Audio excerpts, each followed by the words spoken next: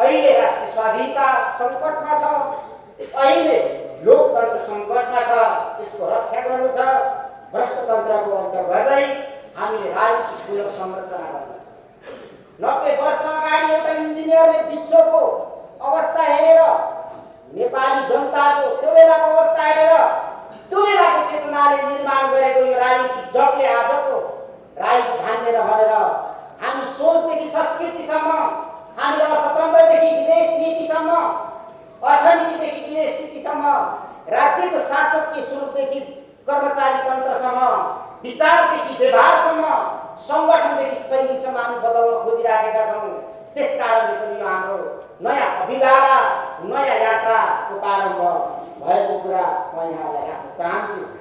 हाम्रो आदरणीय अग्रज हाम्रो अभिभावक बाबुराम भट्टराईले भन्नुहुन्थ्यो, मैले कतै हेरेको थिएँ, देश समाज अर्थतन्त्र सुरक्षा संस्कृति सबैलाई दिशाबोध गर्ने मूल साधन भनेको राजनीति। अराजनीतिक चाहिँ हुँदै होइन, अराजनीतिक होइन। लोकतन्त्रमा विचार राजनीतिको सङ्गठित अभिव्यक्ति गर्ने साधन दल नै हुन्छ। त्यसैले खराब राजनीतिको विकल्प असल राजनीति र अराजनीति हुँदै होइन। अनि खराब दल र नेतृत्वको विकल्प असल दल र नेतृत्व हो, गैरत दल र निर्दल चाहिँ हुँदै होइन। यही कुरालाई हामी आत्मसात गरेर हिँड्नेछौँ। एकचोटि देश विदेशमा बस्ने सबै नेपालीहरूलाई, देशभक्ति, प्रगतिशील, लोकतान्त्रिक सबै शक्तिहरूलाई देशकै प्रमुख समस्याहरूलाई समाधान गर्ने एउटा सङ्कल्पसहित यो हाम्रो अभियानमा आइदिनु हुनको निम्ति म हार्दिक अपिल पनि हामी गर्न चाहन्छौँ। ताकि हाम्रो कामले हामी जवाफ दिने जाने कुरा पनि म यहाँ प्रतिज्ञा गर्न चाहन्छु। र अन्तिममा एउटा सानो कथाको टुक्रा सम्झेर म बिदा हुन्छु। अब हनुमानले लङ्का जलाएर फर्किएछ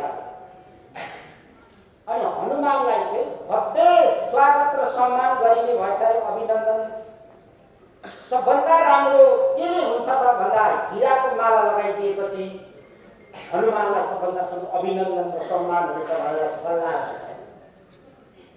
अनि हनुमानलाई अबिर माला, हिराको माला लगाइदिएर सम्मान गरेको त हनुमान पर गएर ढुङ्गामाथि बसेर ढुङ्गैले हिराको माला त फुटाउन थाल्छ।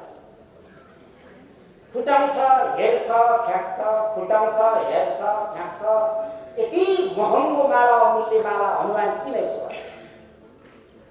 अनि सबैलाई आश्चर्य लागेर गएर सोधेछ, हनुमानजी यति बहुमूल्य माला तपाईँ किन फुटाउनुहुन्छ, हेर्नुहुन्छ, फ्याँक्नुहुन्छ? हनुमानले भनेछ अरे यो कति बहुमूल्य हो मलाई थाहा छैन, के हेर्नु भएको त भन्दा यो मालाको भित्री भागमा राम्रो सीताजीको तस्बिर छ कि छैन भनेर म त तस्बिर खोज्दैछु। मालाको मूल्यसँग मलाई मतलब छैन, मलाई चाहिएको छ राम्रो सीताजीको तस्बिर। हामीलाई पनि यो देश र जनता भन्दा अरू तस्बिर हामीले खोजिराखेका छैनौँ। अहिलेसम्म जसले जे गरे घाटे, हनुमानले राम्रो सीताको तस्बिर खोजे जस्तै हामी नेपाली जनता देशको भाग्य र भविष्यको तस्बिर खोज्दैछौँ।